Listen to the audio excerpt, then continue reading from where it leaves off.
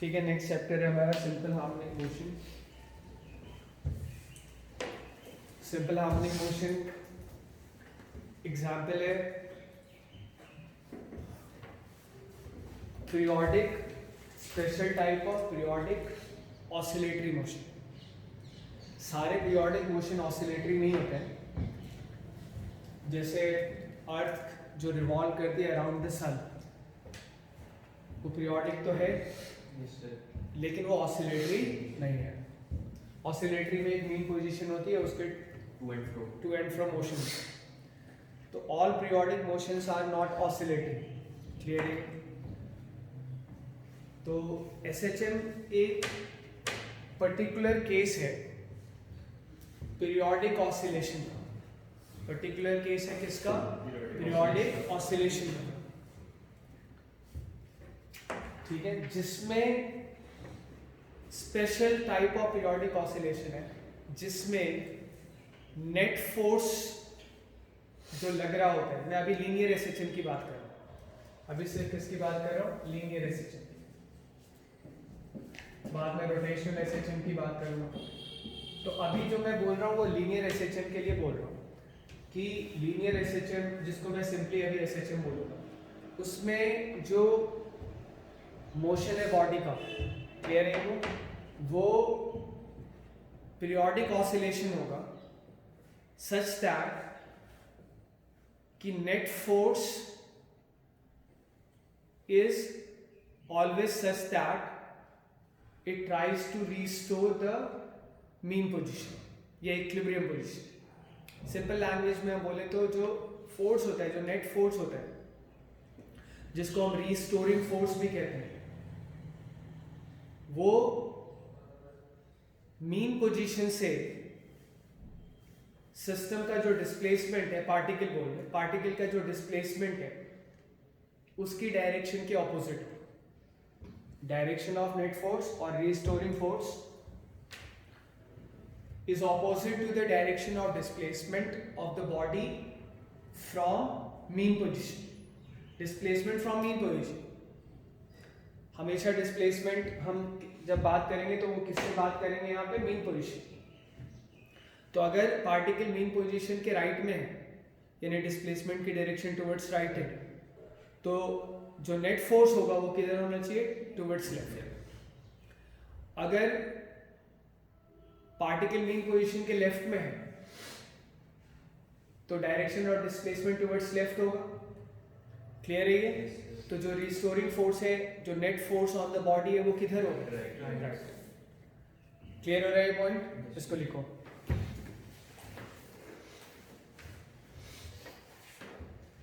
SHM is a special type of periodic oscillation. SHM is a special type of periodic oscillation in which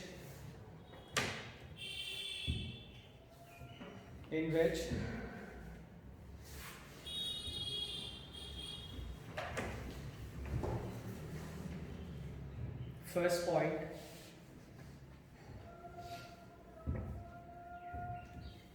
net force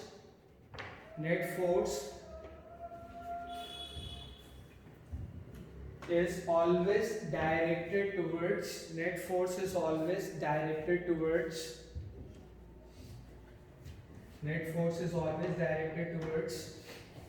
the mean position.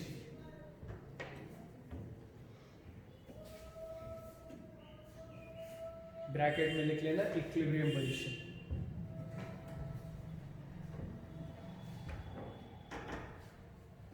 ठीक है, we can say that the direction of net force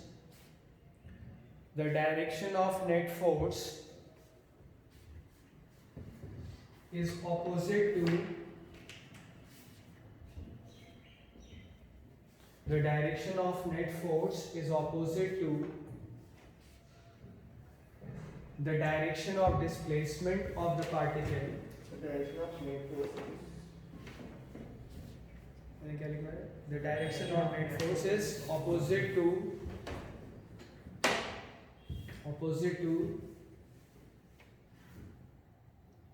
the direction of displacement of the particle, the direction of displacement of the particle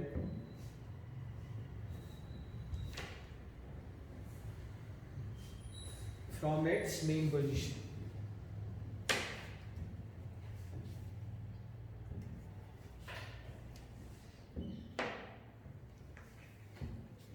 ठीक है. Second point, the magnitude of net force bracket में restoring force, the magnitude of net force bracket में restoring force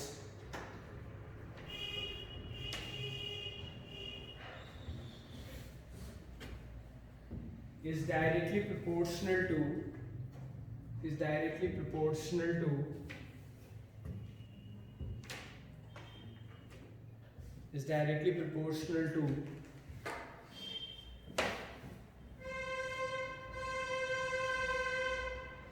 the magnitude of displacement from mean position.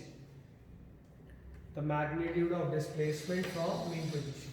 So directly proportional to the Magnitude of displacement from mean position. Suppose करो linear SHM की बात कर रहे हैं और इस line के अलोंग ऑसिलेटरी मोशन हो रहा है. ठीक है, अब इस लाइन के अलोंग अगर ऑसिलेटरी मोशन हो रहा है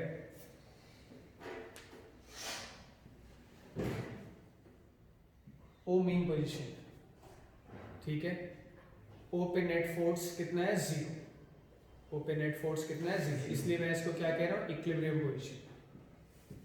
O is equilibrium position. Equilibrium पे नेट फोर्स क्या होना चाहिए? 0. At O, F is equal to 0. F मतलब नेट फोर्स. अब अगर पार्टिकल P पे है तो नेट फोर्स की डायरेक्शन कैपिटल F की डायरेक्शन किधर होगी? लेफ्ट होगी. और इधर होता तो राइट होगी. तो नेट फोर्स जो पार्टिकल पे लगेगा उसकी डायरेक्शन किधर होगी? Towards mean position. या कह लो अगर पार्टिकल P पे है तो डिस्प्लेसमेंट की डायरेक्शन तो टुवर्ड्स राइट हो गई. डिस्प्लेसमेंट OP टुवर्ड्स राइट हो गया. yes sir. हमेशा जब हम डिस्प्लेसमेंट की बात करेंगे तो displacement from mean position. Clear है ये? भले पार्टिकल यहाँ से यहाँ आ रहा है पर जो मैं बात कर रहा हूँ वो है displacement from mean position. Starting position चाहे जो भी हो, P पे अगर है तो डिस्प्लेसमेंट फ्रॉम मीन पोजीशन लेंगे और जो डिस्प्लेसमेंट उसका मीन पोजीशन से है उससे हम F को रिलेट करेंगे. yes sir. चाहे उसने यहीं से स्टार्ट किया हो, तो जो फोर्स का लेना देना होगा वो किससे लेना देना होगा? उसकी पोजीशन का मीन पोजीशन से डिस्प्लेसमेंट के. क्लियर है ये? तो इसको अगर मैं x बोल दूं तो भाई F जो होगा जब पार्टिकल P पे है तो जो F आएगा वो आएगा -k into x, where k is positive constant. K is positive constant. Clear है? क्या आएगा? -k into x, where k is positive constant. ये बात समझ पा रहे हो? yes sir.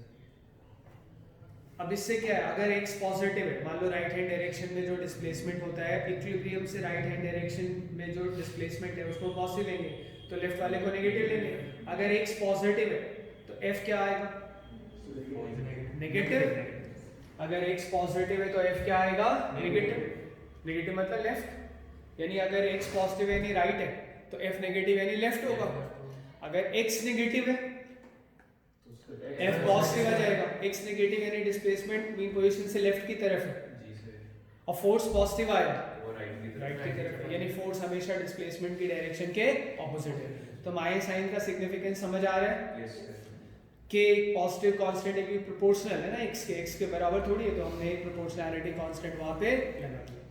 तो ये बेसिकली SHM के लिए सफिशिएंट एंड रिक्वायर्ड कंडीशन है. F is equal to -kx. ठीक है. अच्छा, अगर पार्टिकल का मास m है, तो force net force mass into acceleration होता है. m into a is equal to minus k into x हो जाएगा, जी सर। और a is equal to minus k upon m into x आता है। इस तरह से भी हम देख सकते हैं SHM के लिए, ठीक है। a is equal to minus k upon m into x. अच्छा, a को अगर मैं इसको डिफरेंशियल फॉर्म में लिखूं तो a को मैं लिख सकता हूँ d2x अपॉन dt2, है ना। अगर मैं डिफरेंशिएट करूँ डिस्प्लेसमेंट को दो बार टाइम के रेस्पेक्ट में तो वो एक्सेलरेशन होता है। पहली बार डिफरेंशिएट करते हैं तो वेलोसिटी आता है, और दूसरी बार डिफरेंशिएट करते हैं तो एक्सेलरेशन आता है। तो तुम ऐसा कह सकते हो कि ये डिफरेंशियल इक्वेशन है SHM का। This is differential equation of SHM। अब इस डिफरेंशियल इक्वेशन को सॉल्व करके हम x निकाल सकते हैं as a function of time. दो ही तो अननोन है इसमें, एक तो x और एक t। तो x as a function of time हम निकाल सकते हैं। तो वो डेरिवेशन मैं कल करवाऊंगा, ठीक है। वो मैथमेटिकल है, उसका बहुत ज़्यादा यहाँ पे कोई सिग्निफिकेंस नहीं, पर कल करवाऊंगा, कल परसों, ठीक है। n को सर x को डिफरेंशिएट करेंगे? नहीं, यहाँ मैंने किसी को डिफरेंशिएट थोड़ी ना की, a को ये लिखा है, a इसके बराबर है। दो बार अगर आप x को डिफरेंशिएट करेंगे तो वो a आता है, ठीक है। तो इसको अभी मैं सॉल्व नहीं कर रहा हूँ, पर तुम थोड़ा सा गेस वर्क करो, थोड़ा सा समझने में आसान लगेगा अगर तुम गेस वर्क करो। तो ये जो है x वापस से पलट के x आ रहा है, x वापस से पलट के दो बार टाइम के रिस्पेक्ट में डिफरेंशिएट करके x आ रहा है। ये बात समझ पा रहे हो रहा है ये पॉइंट क्लियर? तो जो फंक्शन जो दो बार डिफरेंशिएट करके वापस से वही आ जाए विद माइनस साइन, वो प्रॉपर्टी या तो साइन में होती है या कॉस में होती है, या उनके कॉम्बिनेशन में होती है। क्लियर है ये? तो मैं कह सकता हूँ कि भाई इस डिफरेंशियल इक्वेशन का जो सॉल्यूशन है वो मैं कुछ इस तरह से लिख सकता हूँ, a sin omega t plus, अच्छा ओमेगा क्या है हम देखेंगे भाई। a sin कुछ हमने लिखा, कोई एंगल हमने लिखा वहां पे, ठीक है। अब एंगल अगर मैं खाली t लिख दूंगा तो वो जनरल नहीं बनेगा ना, ओमेगा की तो कुछ भी वैल्यू होगी, जनरल एंगल आएगा। पॉइंट क्लियर है ये? तो इसको मैं लिख सकता हूँ a sin omega t plus b cos omega t। मैं लिख सकता हूँ a sin omega t plus b cos omega t। ये पॉइंट समझ पा रहे हो? मैंने x जनरल फॉर्म में मैंने इस तरह से लिख दिया, ठीक है। a sin omega t plus b cos omega t। ये पॉइंट क्लियर हो रहा है तुम्हें? तो इसको अगर मैं एक बार डिफरेंशिएट करूंगा तो तुम देखो dx अपॉन dt क्या आ रहा है। a, पहले इसको इस तरह से करें, इसको थोड़ा सिंप्लीफाई करें। मैं एक ट्रायंगल बनाता हूं,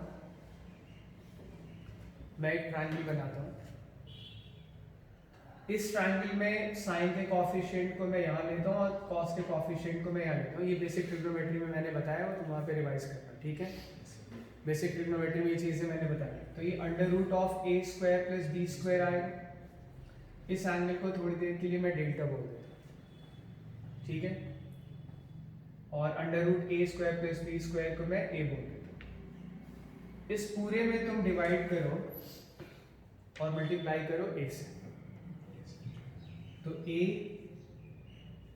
sign omega t into a upon a plus cos omega t into B upon A. देखो बोल सकते हैं ऐसे, a से डिवाइड कर दिया और a से मल्टीप्लाई कर दिया, कर ही सकते हैं ऐसे, तो ठीक है।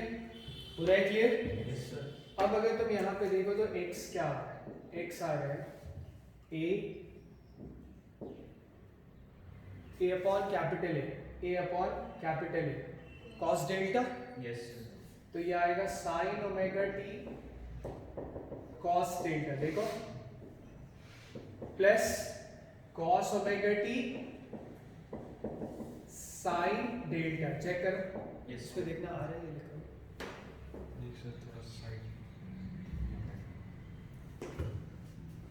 थोड़ा अंदर भी जा रहा है।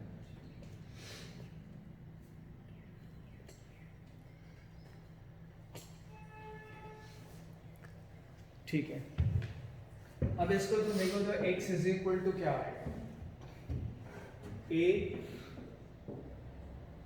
Sign omega t plus delta, sine a plus b का फॉर्मूला यूज कर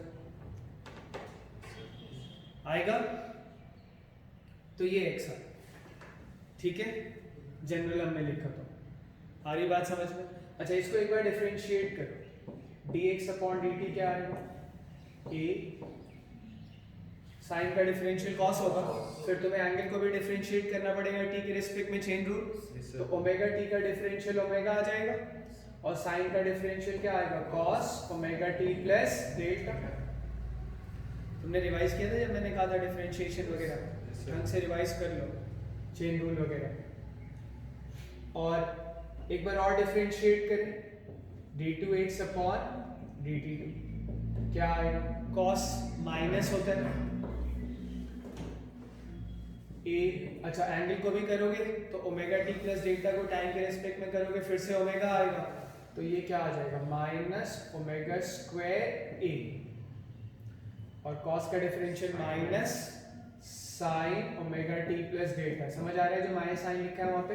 यस तो तुम ये देखो कि अगर हम x को ये लेते हैं, अगर हम x को ये लेते हैं तो d2x upon dt2, d2x upon dt2 is equal to minus omega square and this is x, है ये a sin omega t plus delta x ही तो है। अब तुम इसको कंपेयर करो, देखो इसको कंपेयर करो इसके साथ, ठीक है, तो सेम टाइप की तो इक्वेशन आ गई, माइनस साइन के साथ x आ गया दो बार डिफरेंशिएट करके। तो अगर मैं इन दोनों इक्वेशंस को कंपेयर करूं, अगर मैं इन दोनों इक्वेशंस को कंपेयर करता हूं, ठीक है, तो क्या आ रहा है हमारे पास, ओमेगा स्क्वायर किसके बराबर आ रहा है, k अपॉन n। ओमेगा क्या है वो हमें अभी भले ही ना बताओ, पर ओमेगा स्क्वायर की वैल्यू क्या आ रही है, k अपॉन n। क्लियर है ये? Yes sir. तो ओमेगा क्या आ जाएगा, under root k upon n। Omega को हम लोग कहते हैं, एक सेकंड लिखो, नहीं घर पे लिखो, घर पे लिखना जिससे कि तुम इसको दोबारा देख पाओ और सब लोगों की कॉपी लिखी हो अच्छे से। Under root k upon n, omega को हम लोग एंगुलर फ्रीक्वेंसी बोलते, तो तुम्हारा रिवाइज होगा तो उससे बेटर रहेगा, और सबकी कॉपी में चेक जरूर करो। सर एक बार रिपीट करो सर, ओमेगा क्या कहते हैं? मैं बताऊंगा, अभी तो ऐसे ही पासिंग बता रहा हूँ ना, ओमेगा के बारे में मैं कुछ नहीं बताऊँ, बस कंपेयर करके omega square k upon m आ रहा है, कहते हैं एंगुलर फ्रीक्वेंसी है, तो उसकी डिटेल अभी हम देखेंगे। तो यहाँ पे अगर तुम देखो कि a बराबर माइनस के x से मेरे पास a बराबर माइनस के अपॉन x आया, हमने सोल्यूशन गेस किया, ये डिफरेंशियल इक्वेशन बनाया और हमने कहा इस डिफरेंशियल इक्वेशन का जो सोल्यूशन है वो ये गेस किया, और हमने फिर उसको आगे किया, प्रूव नहीं किया, प्रूव कल करेंगे परसों करेंगे, ठीक है। यस पर अभी मैंने ये सोल्यूशन क्या किया है, गेस किया, और उससे ये बिल्कुल फिट बैठ रहा है इसमें, और हमारे पास ओमेगा स्क्वायर क्या आ रहा है, k अपॉन k क्या है तुम अच्छे से देख सकते हो, फोर्स के साथ जो रीस्टोरिंग फोर्स के साथ जो कांस्टेंट आया वही तो है, यस सर। और n क्या है, मास ऑफ द पार्टिकल। अब जरा हम यहाँ पे ओमेगा की सिग्निफिकेंस समझेंगे, पर जो हमारे पास इक्वेशन ऑफ मोशन आया x is equal to a sine omega t plus delta, इसको देखें, इसी में फिर हमारे पास ओमेगा की भी समझ हमारी बनेगी।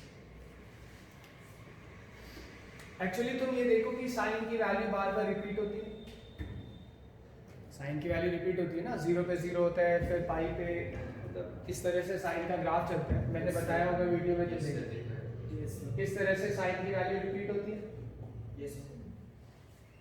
पीरियोडिकली चेंज होता रहता है।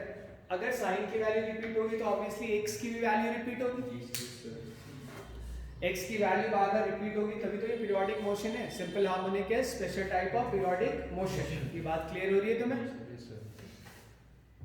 तो तुम यहाँ पे देखो कि भाई साइन की वैल्यू रिपीट तो हो रही है, पर कितनी देर के बाद रिपीट हो रही है, कितने टाइम के बाद रिपीट, जब साइन की वैल्यू रिपीट होगी तो x की वैल्यू भी रिपीट होगी, तो कितने टाइम के बाद रिपीट होगी, जितने टाइम के बाद रिपीट होगी, मिनिमम जितने टाइम के बाद रिपीट होगी उसको हम लोग क्या बोलेंगे, टाइम पीरियड, ठीक है। मिनिमम जितने टाइम के बाद साइन की वैल्यू रिपीट होगी उसको हम लोग क्या बोलेंगे, टाइम पीरियड। मिनिमम जितने टाइम के बाद रिपीट होगी उसको हम लोग क्या बोलेंगे, टाइम पीरियड। क्लियर है ये? आ रही बात समझ में? तो टाइम पीरियड कैसे डिफाइन करेंगे, कहेंगे कि भाई मिनिमम जितने टाइम इंटरवल के बाद रिपीट हो जाए, है ना, irrespective of the position of x, irrespective of the position of x, जितने टाइम पीरियड के बाद, एक्स तो कुछ भी हो सकता है। थोड़ा सा इसको देखो, मुझे जरा बताना व्हाट इज, या तो x 0 होगा, इक्विलिब्रियम पे हम इक्विलिब्रियम से x नापते हैं तो इक्विलिब्रियम पे x की वैल्यू 0 होगी। x की मैक्सिमम वैल्यू क्या है? x की नहीं आएगी, तुम साइन की बता रहे हो, साइन की मैक्सिमम वैल्यू बनाएगी तो x की कितनी है? सर 9 वो नहीं, x की भाई, साइन की अगर 1 है तो x की बताओ। a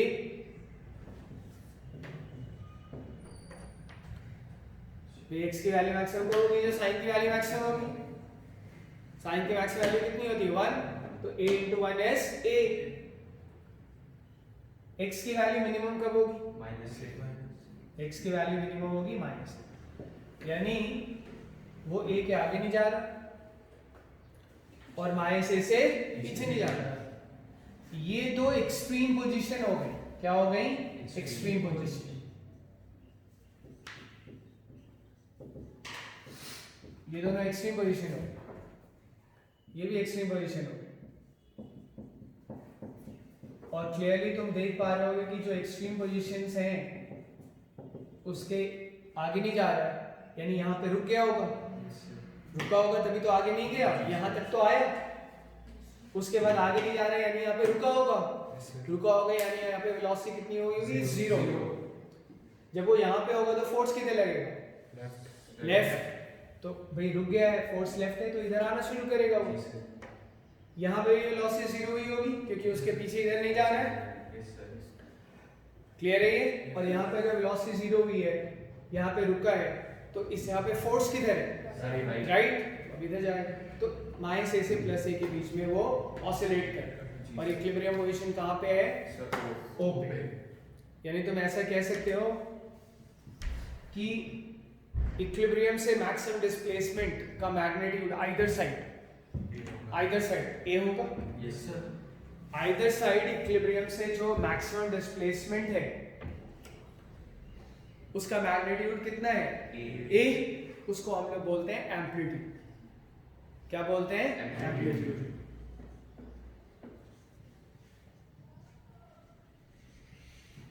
it is maximum displacement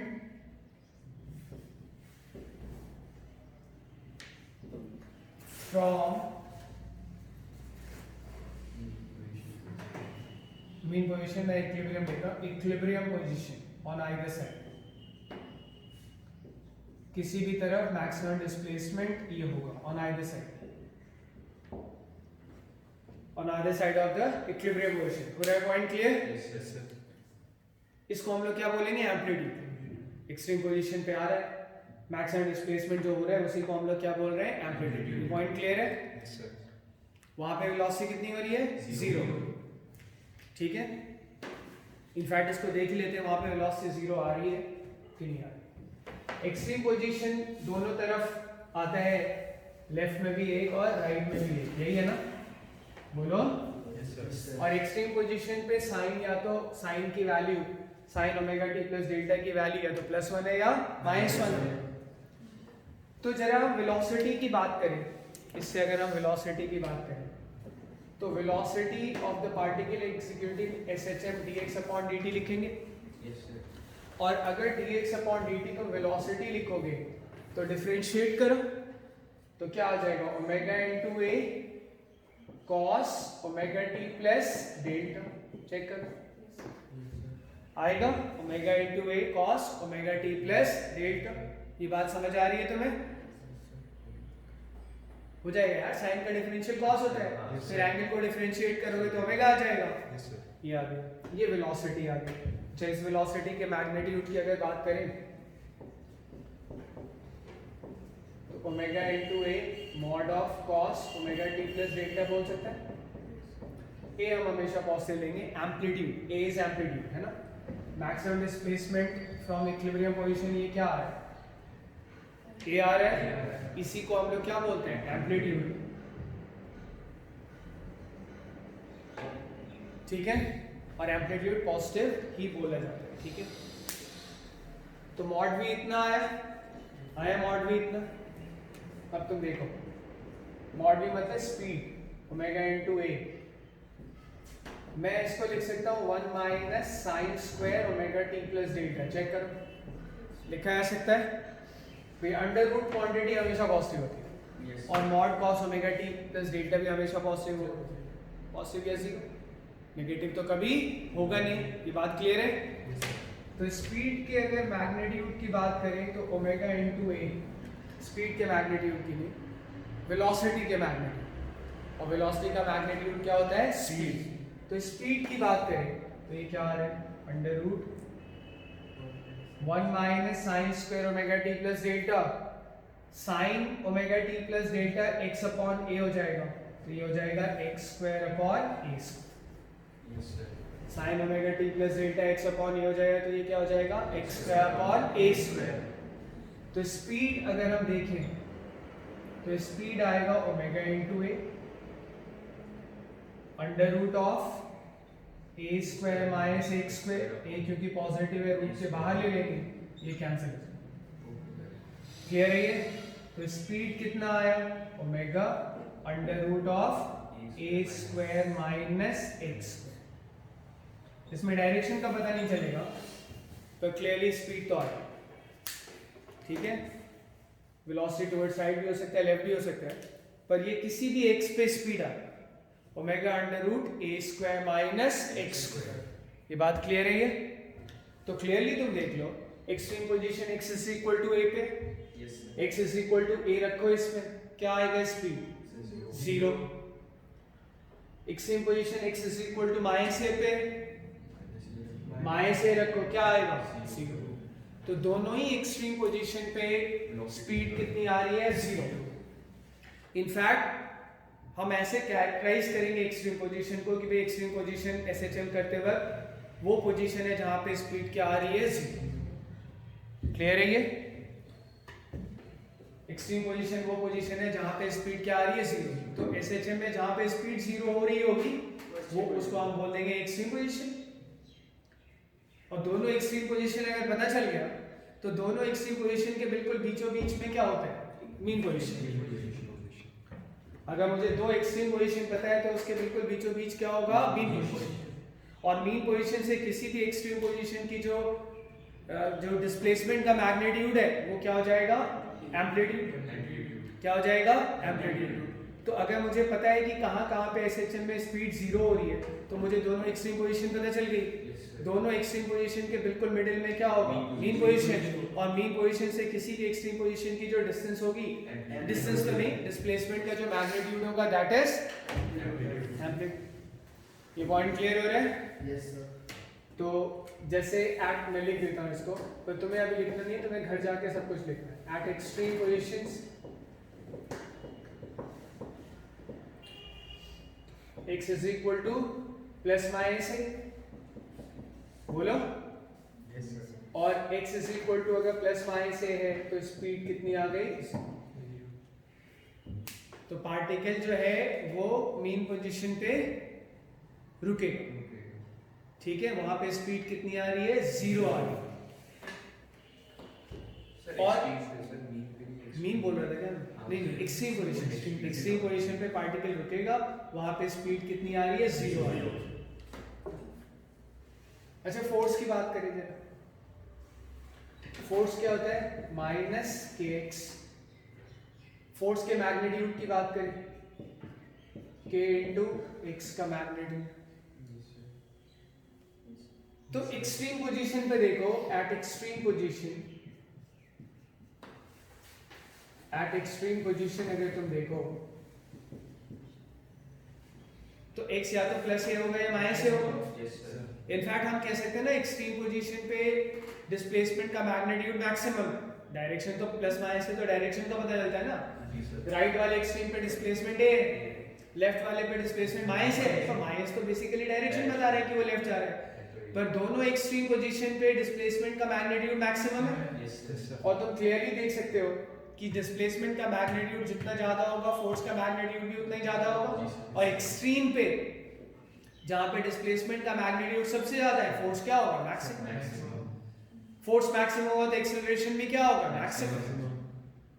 clear है ये?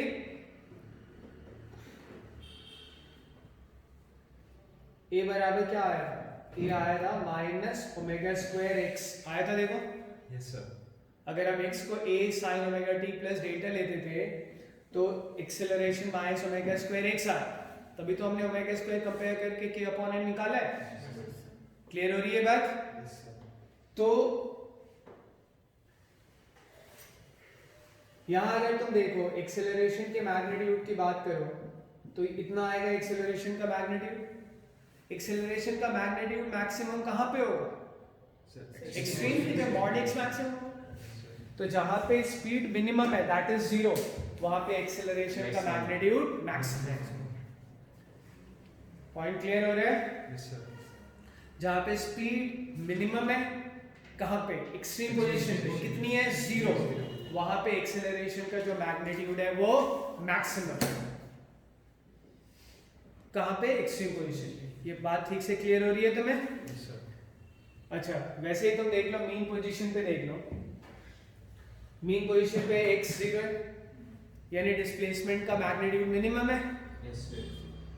है ना? डिस्प्लेसमेंट फ्रॉम इक्विलिब्रियम ही तो लेते हैं हम। जी सर। तो डिस्प्लेसमेंट का मैग्नीट्यूड मिनिमम है मीन पोजीशन पे, तो वहां पे एक्सेलरेशन का मैग्नीट्यूड मिनिमम आएगा, कितना आएगा? 0। तो मीन पोजीशन पे एक्सेलरेशन का मैग्नीट्यूड कितना है? 0, which is minimum. Yes sir. Minimum magnitude of acceleration कहां पे है? Mean mean position. Maximum magnitude of acceleration कहां पे है? Extreme position. कितना? Omega square a, omega square a capital. Mod x की मैक्सिमम वैल्यू रखेंगे और वो कितनी है? कैपिटल है। तो मैक्सिमम मैग्नीट्यूड ऑफ एक्सेलरेशन कहां पे है? एक्सट्रीम पोजीशन पे। कितना है? ओमेगा स्क्वायर इनटू कैपिटल है। व्हाट इज कैपिटल है? एम्पलीट्यूड। अच्छा, और मिनिमम मैग्नीट्यूड ऑफ एक्सेलरेशन कहां पे है? मीन पोजीशन पे। कितना है? 0। Mod x is 0 at mean position. Clear है ये? तो ये जो मैं सब बोल रहा हूं तुम ढंग से नोट्स बनाना उसके, ठीक है? सुनना उसको बार बार, तभी तुम्हें याद हो जाएगा। कल जब आओगे तो ऐसा नहीं लगेगा मुझे कि मैंने कुछ पढ़ाया ही नहीं, ठीक है? तो अब स्पीड की बात करें। स्पीड मिनिमम कहां पे होता है? एक्सट्रीम पे। कितना? 0, क्योंकि वहां पे हम x की वैल्यू या तो प्लस ए लेंगे या फिर माइनस ए लेंगे। स्पीड मैक्सिमम कहां है? जहां पे x square minimum. x square minimum कहां होगा? x बराबर 0 पे। तो तुम क्लियरली देख सकते हो कि मीन पोजीशन पे, एट मीन पोजीशन स्पीड कितना आ जाएगा? देखो मैक्सिमम आएगा और कितना आएगा? Omega into a। ये बात क्लियर हो रही है? एट मीन पोजीशन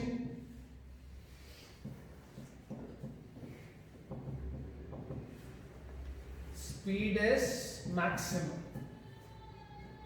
और वो मैक्सिमम कितना है? ओमेगा x की जगह 0 रखोगे तो ओमेगा इनटू। तो ये मैंने थोड़ा यहाँ पे तुम्हें स्पीड के बारे में बताया, और ये किसी भी जनरल पॉइंट पे x पे हमें क्या मिल गया? स्पीड मिल गई x के टर्म्स में। और टाइम के टर्म्स में तो स्पीड ये है, ये वेलोसिटी, ये स्पीड आ जाएगा। क्लियर है? Yes sir. तो यहाँ पे हमने थोड़ा अभी एक्सट्रीम पोजीशंस और मीन पोजीशन को डिस्कस किया। अब अगर हम यहाँ पे देखें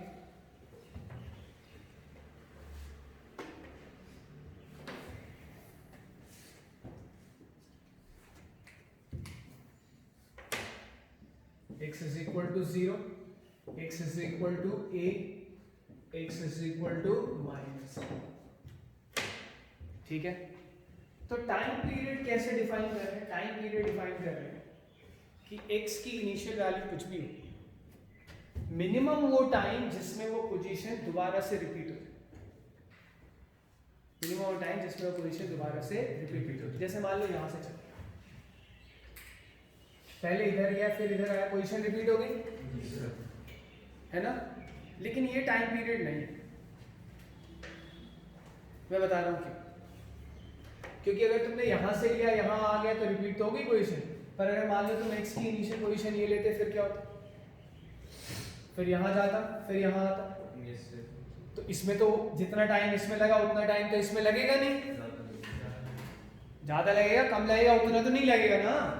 जबकि मैं कह रहा हूं वो टाइम जिसमें irrespective of the position x की irrespective of the initial value position repeat हो। तुम अगर मान लो यहां से यहां तक के आने का टाइम 1 सेकंड बोल देते हो तो मैं कहूंगा मैं x की इनिशियल वैल्यू ले लिया। अब क्या 1 सेकंड में यहां पे आ पाएगा? नहीं सर। नहीं आ पाएगा। ये बात क्लियर हो रही है? अगर मैं यहां से लेता हूं ये गया फिर यहां आया, इसमें कुछ टाइम लगेगा, लगेगा। इसमें जो टाइम लगेगा ना वो होगा टाइम पीरियड। अब तो मान लो यहां से यहां तक जाने में टाइम लगा 5 सेकंड, कितना लगा 5 सेकंड, वो क्या होगा टाइम पीरियड। और क्या होगा टाइम पीरियड। और तुम कहीं भी कोई भी स्टार्टिंग पोजीशन ले लो, जैसे मैं 2-3 तुम्हें केस लेके बताता हूँ, पहले फिजिकली समझाता हूँ फिर मैथमेटिकली तो हो जाता। माइनस से प्लस, जैसे यहां से चला हुआ और यहां पे आया,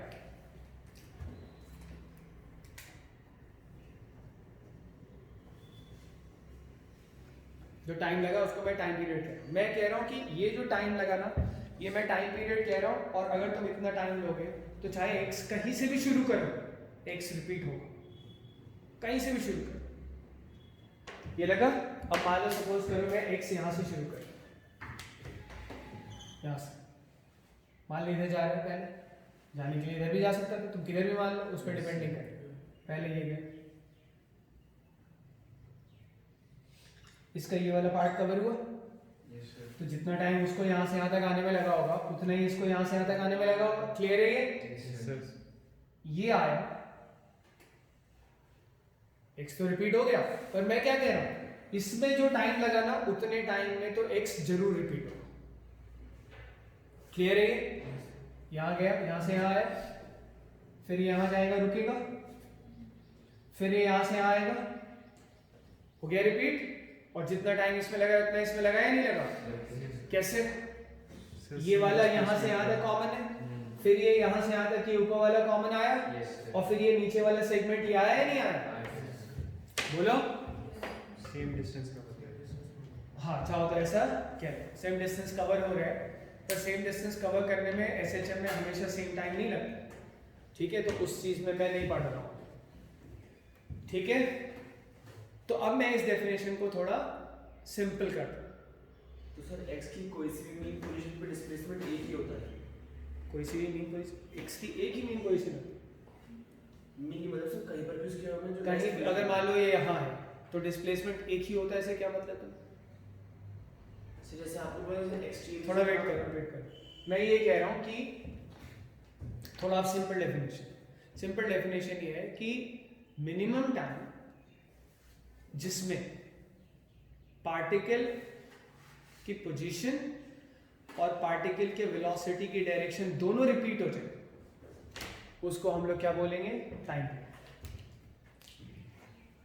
देखते हैं, यहां से जब चल के वो यहां आया तो मैंने इसको टाइम पीरियड नहीं बोला था, जब वो वापस यहां आया उसको मैंने टाइम पीरियड बोला। जी सर।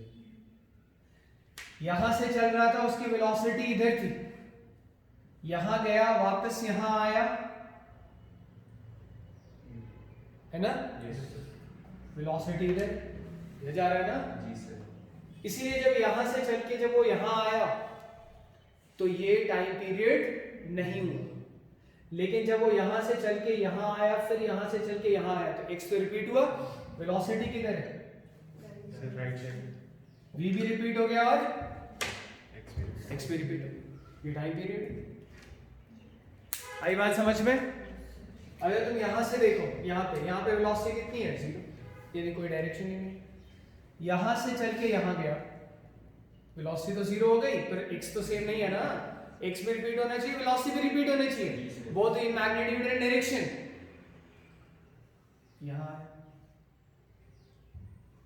x रिपीट हो गया, वेलोसिटी भी रिपीट हो गई, जो टाइम लगा उसको हम लोग क्या बोलेंगे? Time period. की बात समझ आ रही है? क्या बोलेंगे?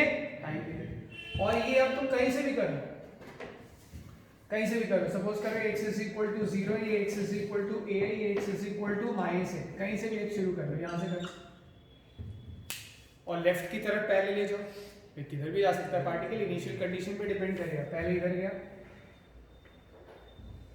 टाइम पीरियड नहीं हुआ।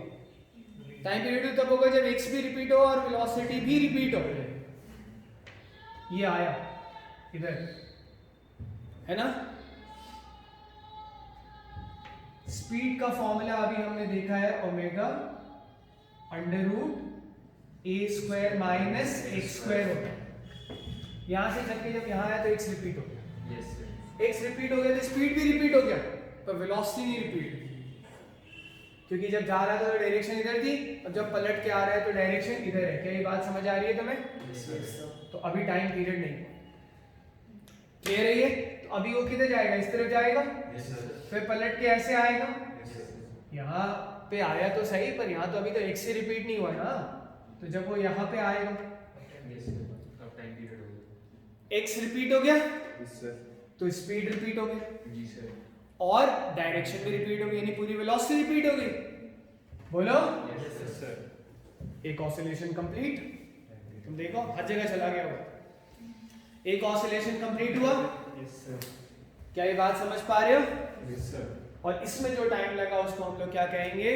Time time period. इसमें जो टाइम लगा उसको हम लोग क्या बोलेंगे? Time period.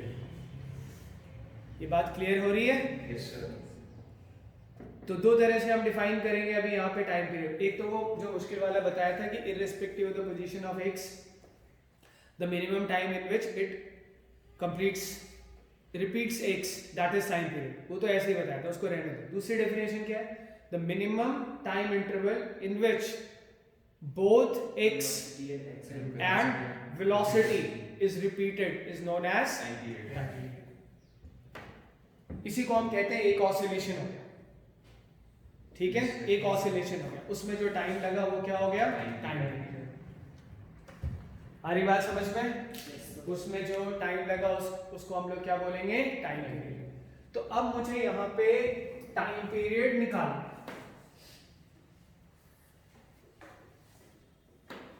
यहाँ पे मुझे टाइम पीरियड निकालना, ठीक है?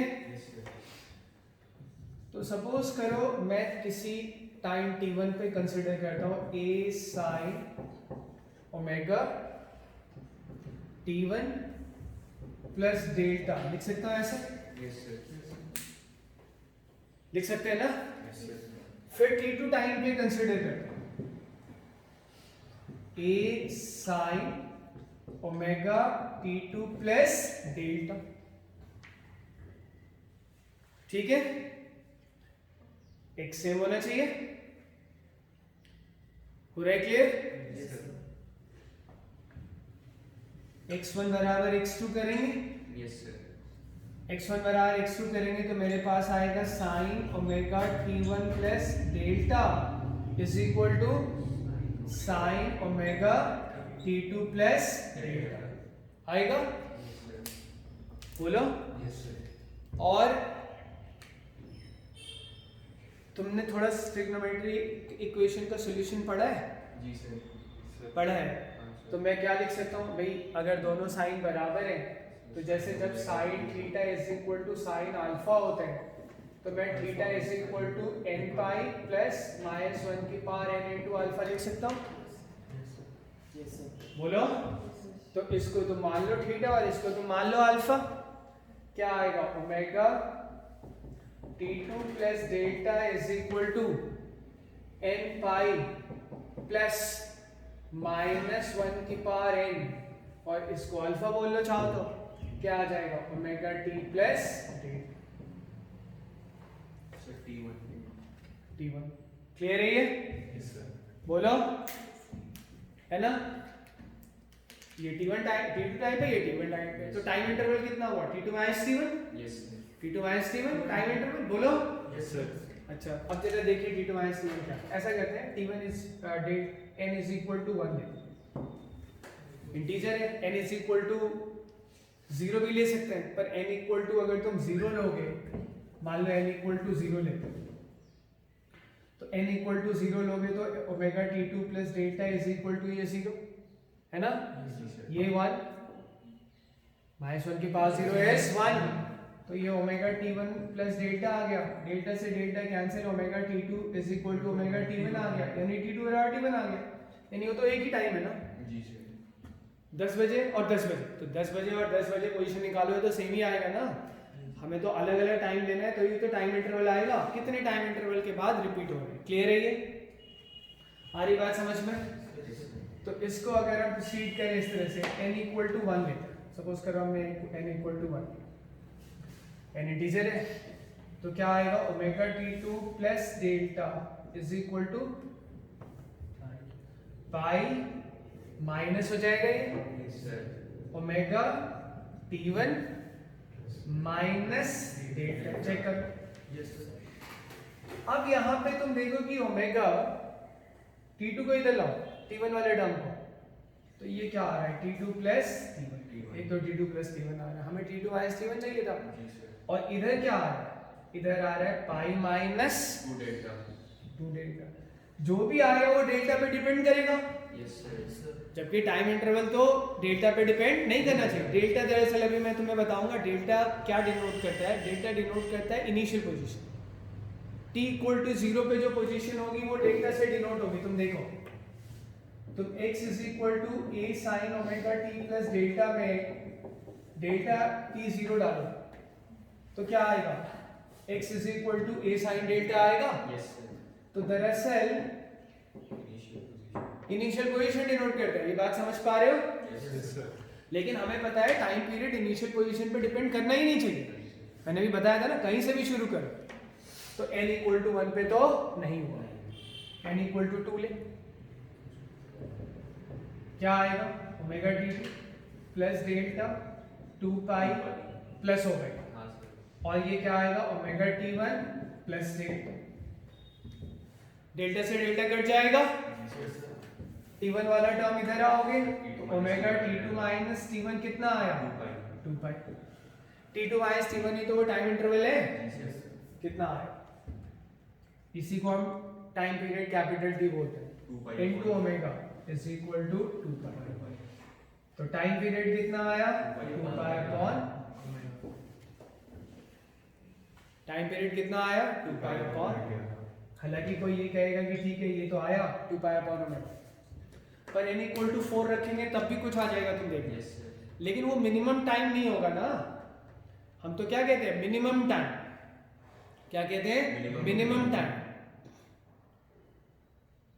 ठीक है, जैसे ये है, ये तो समझ आई गया t बराबर 2 पाई अपॉन ओमेगा है, और तुम बाद में जब वीडियो देखोगे तो नोट तो करोगे ही। अब मैं जैसे मान लो n इज इक्वल टू 4 रखता हूँ, 4 रखूंगा क्या आएगा, omega t2 plus delta is equal to 4 pi, ये पॉजिटिव हो जाएगा, ओमेगा t1 प्लस डेल्टा। इधर लाएंगे ओमेगा t2 माइनस t1, क्या आएगा, 4 पाई के बराबर, यस सर। ये भी टाइम पीरियड है, मतलब इसमें भी तो रिपीट हो ही रहा है ना, x1 बराबर x2 हो रहा है, पर यहाँ पे t2 माइनस t1 देखोगे तो ये 4 पाई अपॉन ओमेगा, और टाइम पीरियड क्या होता है, मिनिमम टाइम जिसमें रिपीट हो, क्या, both position and velocity, both position and velocity, आ रही बात समझ में, यस सर। बोलो, तो टाइम पीरियड क्या आया, 2 पाई अपॉन ओमेगा, आया time period 2 pi upon omega, हो रहा है क्लियर। अच्छा, लेकिन इसमें क्या होगा, कभी कभी कोई चीज़ समझ नहीं आएगी, मैं जल्दी से बोलूँगा तो तुम ये सोचोगे चलो मैं वीडियो देख के सीख, फिर फ़ायदा ही नहीं भाई, यहाँ आप पूरा समझे फिर वीडियो देख के फिर से उसको रिपीट करें, तभी फ़ायदा होगा। सर ये अगर मिनिमम टाइम नहीं है तो ऐसा कैसे हो सकता है, 2 पीरियड के बाद आ जाएगा ना, एक बार रिपीट हुआ फिर एक बार रिपीट, तब भी टी भाई पहली बार रिपीट होने में, सब कुछ रिपीट होने में अगर मान लो 5 सेकंड लगता है, तो दूसरी बार रिपीट होने में कितना लगेगा, 10 सेकंड है, हर बार तो वही लगेगा ना, कांस्टेंट होता है टाइम पीरियड, ठीक है, यस सर। या अच्छा इसको ऐसे भी देखते हैं, एक और तरीके से देखते हैं, x जो है वो है a sin omega t plus delta, x जो है वो a sin omega t plus delta, और हमने अभी v निकाला था, v आया था omega A cos omega t plus delta. बात समझ पा रहे हो? ठीक है, ये भी रिपीट होना है, ये भी रिपीट होना है, ये भी रिपीट होना है, ये भी रिपीट होना है। इसके एंगल पे तुम दोनों का एंगल सेम है, दोनों का एंगल सेम है। इसके एंगल में तुम 2 पाई ऐड कर, भाई टाइम जैसे जैसे बढ़ेगा ये वैल्यू बढ़ रही है नहीं बढ़ रही? जी सर। टाइम जैसे जैसे बढ़ेगा ये वैल्यू बढ़ रही है नहीं बढ़ रही? अभी कुछ एंगल है, मान लो अभी जितना है उससे कितना ज्यादा हो गया 2 पाई, तो सेम बात आ जाएगी या नहीं आ जाएगी? अगर मान लो अगर अभी एंगल है थीटा बढ़ रहा है, या अभी एंगल है मान लो 30 डिग्रीज बढ़ रहा है एंगल, थोड़े टाइम के बाद जब एंगल 2 पाई प्लस 30 डिग्री होगा तो साइन की वैल्यू वही आएगी जो पहले आई थी 30 डिग्री पे, और कॉस की वैल्यू वही आएगी जो आई थी 30 डिग्री पे। जो वैल्यू इसकी 30 डिग्री पे आ रही है वही वैल्यू इसकी 2 पाई प्लस 30 पे आएगी कि नहीं, दोनों की? ये बात क्लियर है क्या? तो कितने एंगल के बाद x और v दोनों रिपीट हो रहे हैं? 2 पाई। यानी एक तरह से अगर तुम इसको एक क्वांटिटी मान लो, ठीक है, इसको 5 हो, दोनों के लिए सेम है, yes sir. Omega t plus dt, ये एंगल हो। एंगल को डिफरेंशिएट करेंगे तो क्या आएगा? ये एंगल को डिफरेंशिएट करते तो एंगुलर वेलोसिटी आती है ना, सर्कुलर मोशन की बात करो, साइन का एंगल है, ये एंगल कोई कवर नहीं कर रहा है, फिर भी साइन का तो ये एंगल है ही ना। एंगल का टाइम के रिस्पेक्ट में डिफरेंशियल क्या होता है? Angular velocity. कोई है जो इस तरह से उसका एंगल ये है, कुछ है, हमें नहीं पता वो क्या है, पर वो एंगल इस तरह से कर, जैसे जैसे टाइम बीत रहा है एंगल बढ़ता जा रहा है, उसका एंगल जो ट्रैवल कर रहा है वो बढ़ता जा रहा है। कौन एंगल ट्रैवल कर रहा है हमें नहीं पता, हमारा पार्टिकल तो स्ट्रेट लाइन में सीधा आ रहा है जा रहा है, पर ये है तो एंगल ना। और अगर ये एंगल है तो मान ले कोई है जो इतना एंगल, जिसका किसी टाइम टी पे इतना एंगल होता है, जैसे जैसे टाइम बढ़ रहा है उसका एंगल बढ़ता जा रहा है, जो एंगल ट्रैवल करता है वो बढ़ता जा रहा है। ये बात समझ आ रही है तुम्हें? बोलो। अगर मैं d phi upon d t निकालूंगा तो ये क्या आएगा? ओमेगा आएगा।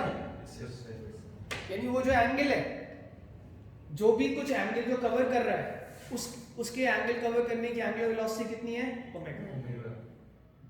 कोई है जो सर्कुलर मोशन कर रहा है ना, और किसी टाइम पे उस कितना एंगल उसने ट्रैवल किया वो इससे आ रहा है, और जो कोई जो सर्कुलर मोशन कर रहा है जिसका किसी टाइम टी पे एंगल ये आ रहा है, उसकी एंगुलर वेलोसिटी कितनी है? ओमेगा। इसी को हम इसलिए हम इसको बोलते हैं एंगुलर फ्रीक्वेंसी। क्या बोलते हैं? एंगुलर फ्रीक्वेंसी नहीं, एंगुलर फ्रीक्वेंसी। क्लियर है ये? समझ पा रहे हो बात को? चलो अब टाइम पीरियड वाली बात पे वापस आते हैं। टाइम पीरियड क्या है? वो टाइम इंटरवल जिसमें ये एंगल कितना बढ़ जाए? 2 पाई। वो टाइम इंटरवल जिसमें ये एंगल कितना बढ़ जाए? 2 पाई। ये समझ पा रहे हो या नहीं समझ पा रहे हो? क्यों? अगर ये एंगल पहले 30 था तो ये भी 30 होगा। Yes sir. ये 30 प्लस 2 पाई हो जाएगा, ये 30 प्लस 2 पाई, तो x भी सेम हो जाएगा और v भी सेम हो जाएगा, Yes, both in magnitude and direction.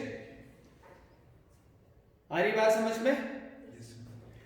तो एंगल किस रेट से बढ़ रहा है? ओमेगा के रेट से बढ़ रहा है, और अगर एंगल ओमेगा के रेट से बढ़ रहा है तो 2 पाई बढ़ने में कितना टाइम लगेगा? Sir omega omega plus 2 pi upon 2 pi upon omega. Omega के रेट से बढ़ रहा है, एंगल बढ़ने का रेट ओमेगा है, यानी यूनिट टाइम में ओमेगा बढ़ता है, तो 2 पाई बढ़ने में कितना टाइम लगेगा? 2 पाई अपॉन ओमेगा। क्लियर है ये? देखो ना, ये भाई d phi upon d t omega है, तो कांस्टेंट आप इसको ऐसे ले लो, किसी एक टाइम t1 पे उसका एंगल कितना आया? ओमेगा t1 प्लस डेल्टा आया। आगे आने वाले टाइम का एंगल कितना आ जाएगा? ओमेगा t2 प्लस डेल्टा आएगा। Yes sir. कितना बढ़ना चाहिए? 5 to minus 5 कितना होना चाहिए? 2 पाई। 5 to minus 5 अगर 2 पाई होना चाहिए तो हम कहेंगे x पे रिपीट हो गया, यानी t1 टाइम का एंगल कितना होता है इसका? सर 2 पाई नहीं, T1 टाइम पे एंगल क्या होता है? Omega T1 plus delta, omega T1 plus delta. वो T1 टाइम का एंगल फाई होगा। T2 टाइम पे एंगल कितना आएगा? Omega T2 plus delta, omega T2 plus delta. उसको मैंने क्या बोल दिया? फाई। तो T1 टाइम पे इसका एंगल कितना है? फाई। T2 टाइम पे इसका एंगल कितना है? फाई। उन दोनों के एंगल्स के बीच का डिफरेंस कितना होना चाहिए? 2 पाई। क्योंकि अगर वो एंगल के बीच का डिफरेंस 2 पाई होगा तो x भी रिपीट होगा और v भी रिपीट होगा। ये बात क्लियर हो रही है? तो phi 2 माइनस phi 1 हम क्या बोलेंगे? 2 पाई होगा। हालांकि इन दोनों के बीच का जो डिफरेंस है 2 पाई के बजाय कितना हो जाए? 4 पाई। तब भी रिपीट हो जाएंगे, तब भी रिपीट हो जाएंगे, पर ऑब्वियसली 4 पाई बढ़ने में ज्यादा टाइम लगेगा एज कंपेयर टू 2 पाई। और मिनिमम तो हम मिनिमम वाले टाइम इंटरवल को ही तो टाइम पीरियड बोलते हैं। तो यहाँ पे कोई कहे कि 4 पाई लिखेंगे तो क्या रिपीट नहीं होगा? हम बोलेंगे बिल्कुल रिपीट होगा, पर वो टाइम इंटरवल मिनिमम नहीं होगा। इनफैक्ट 2n पाई अगर इनका डिफरेंस हुआ ना तब भी रिपीट हो जाए। बट वो टाइम इंटरवल यहाँ पे एंगल 30 डिग्री है, उसमें 2n पाई ऐड कर दो, रिपीट होगा या नहीं होगा? पूरे साइन की वैल्यू और x की वैल्यू रिपीट होगी या नहीं होगी? यहाँ पे कुछ एंगल है 30 डिग्री, 2n पाई अगर ऐड बढ़ जाता है उसका एंगल, यानी पहले 30 था, 30 प्लस 2n पाई होता है, तो पूरा ये वैल्यू रिपीट होगी या नहीं होगी? क्लियर है ये? तो चलो मैंने phi 2 माइनस phi 1 बराबर 2n पाई लिखा कि भाई वो टाइम जिसमें वो टाइम इंटरवल t2 एक मैंने t1 पे लिखा है, t2 पे लिखा है, तो t2 minus t1 time interval होगा, बोलो। तो मैंने लिखा है वो टाइम इंटरवल जिसमें x और v दोनों रिपीट हो रहे, जिसमें x और v दोनों रिपीट हो रहे। phi 2 माइनस phi 1 करो, देखो क्या होगा? Omega t2 minus t1 2n पाई आ रहा है, आ रहा है? Yes sir. t2 minus t1 delta t है, yes sir. 2n pi upon omega आया। Yes sir. यानी इतने टाइम इंटरवल में x भी रिपीट होगा और v भी रिपीट होगा। Yes sir. और मिनिमम टाइम इंटरवल जिसमें x और v तीनों रिपीट होते हैं उसको हम लोग क्या बोलते हैं? Time period. क्या बोलते हैं? Time period. तो टाइम पीरियड क्या है? 2 pi upon omega. Delta T मिन। डेल्टा टी मिन कब होगा? जब n मिनिमम लोगे, पर ऑब्वियसली 0 तो नहीं लोगे ना, वो तो कोई टाइम इंटरवल हो ही नहीं, तो क्या लोगे? 1। तो टाइम पीरियड क्या निकल के आया मेरे पास? 2 पाई अपॉन। आ रही बात समझ में? Yes sir. तो पार्टिकल की सारे स्टेट के बारे में, भाई उसकी पोजीशन क्या है, उसकी वेलोसिटी क्या है, उसके वेलोसिटी की डायरेक्शन क्या है, यही एंगल तो डिसाइड करता है। जी सर। इसको हम लोग बोलते हैं फेज। क्या बोलते हैं? फेज। कि कौन सा फेज चल रहा है ना? तो फेज क्या होता है? पार्टिकल के स्टेट के बारे में बताता है। पोजीशन क्या है ना? उसकी वेलोसिटी क्या है, सब कुछ, ठीक है? इसी एंगल से सब डिसाइड हो जाता है, पोजीशन, वेलोसिटी, एक्सेलरेशन, सब। कैसे? एक्सेलरेशन अभी हमने देखा है माइनस ओमेगा स्क्वायर x होता है। Yes sir. अगर इस एंगल से x डिसाइड होगा तो x डिसाइड होगा तो ये तो अपने आप डिसाइड हो जाएगा। क्या बात क्लियर हो रही है तुम्हें? तो क्या बोलते हैं हम इस एंगल को? जो एंगल है फेज, ठीक है, इसको हम लोग बोलते हैं omega t plus delta. This is known as phase. Phase में 2 पार्ट है, एक वेरिएबल पार्ट है और एक कांस्टेंट पार्ट है। तो डेल्टा को हम लोग बोलते हैं phase constant. Phase constant, delta is known as phase constant. Clear है ये? डेल्टा t इक्वल टू 0 पे फेज बताता है। t इक्वल टू 0 पे फेज क्या है बताओ? अरे t इक्वल टू 0 पे फेज पूछ रहा हूं। Sir delta. डेल्टा t बराबर 0 रखोगे phi डेल्टा आ रहा है।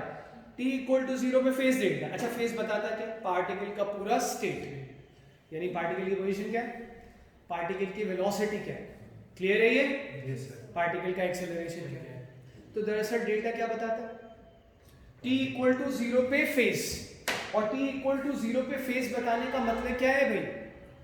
पार्टिकल का पूरा स्टेट, यानी पार्टिकल t इक्वल टू 0 पे कहां पे है? क्लियर है ये? और उसकी वेलोसिटी की डायरेक्शन क्या है और उसके वेलोसिटी का मैग्नीट्यूड क्या है। क्लियर है तुम्हें? बात समझ आ रही है? Yes, sir. तो डेल्टा क्या बताता है? पार्टिकल की इनिशियल सिचुएशन। डेल्टा क्या बताता है? t इक्वल टू 0 पे पार्टिकल का जो इनिशियल स्टेट है। डेल्टा क्या बताता है? डेल्टा की वैल्यू से क्या डिसाइड होगा? डेल्टा इनिशियल फेज बताता है। डेल्टा t इक्वल टू 0 का फेज बताता है। यानी दरअसल डेल्टा क्या बताता है कि t इक्वल टू 0 यानी इनिशियली पार्टिकल की पोजीशन क्या है और पार्टिकल की वेलोसिटी क्या है। यानी डेल्टा किससे डिसाइड होता है? पार्टिकल के इनिशियल कंडीशंस से। डेल्टा किससे डिसाइड होता है? पार्टिकल की इनिशियल कंडीशंस से कि t इक्वल टू 0 पे पोजीशन क्या है, t इक्वल टू 0 पे वेलोसिटी क्या है। पॉइंट क्लियर हो रहा है? Yes, sir. बोलो जरा फेज वेलोसिटी देख लें। फेज वेलोसिटी भाई कैसे? भाई फेज वेलोसिटी यानी d phi upon d कितना आएगा? कोई है जो सर्किल में घूम रहा है, फिजिकल या नॉन फिजिकल कोई तो है।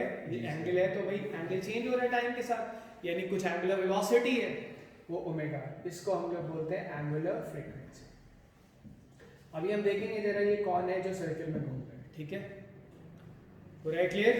Yes, sir. अच्छा, टाइम पीरियड को अगर उल्टा कर दो तो क्या आ जाता है? फ्रीक्वेंसी आ जाती है।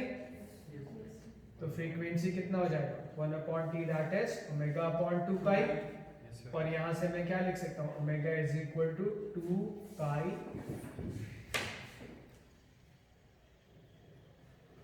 ठीक है, तो यहाँ पे मैंने तुम्हें क्या एक्सप्लेन किया? Time period. क्या एक्सप्लेन किया? Time period. तो क्या क्या इसमें हो गया? एक्सट्रीम पोजीशंस हो गई, एम्पलीट्यूड हो गया, ठीक है, स्पीड निकाली हमने x के टर्म्स में, पोजीशन के टर्म्स में, और टाइम पीरियड, फ्रीक्वेंसी और एंगुलर फ्रीक्वेंसी। ओमेगा दरअसल है क्या? Angular frequency. और तुम ये ध्यान करो कि अगर f is equal to minus k x होता है तो ओमेगा स्क्वायर क्या आता है? k upon m। याद करो। Yes, sir. Yes, sir. Omega square k upon m आता है। और टाइम पीरियड क्या है? टाइम पीरियड है 2 pi upon Omega. Time period है 2 पाई अपॉन। तो अगर time period 2 pi upon omega है तो ओमेगा की वैल्यू रख देंगे। 2 pi root. सबसे पहले तो रूट लगाएंगे, ओमेगा डिवीजन में है तो ये पलट जाएगा और क्या आएगा? m अपॉन चेक करो। तो एक बार अगर मैंने f is equal to minus k x determine कर लिया, जहाँ पे k क्या होना चाहिए? Constant, independent of x। k must be a constant independent of x। ये समझ पा रहे हो? Yes, sir. तो अगर एक बार मेरे पास ये इक्वेशन आ गई, k की वैल्यू आ गई, तो फिर मैं यहाँ से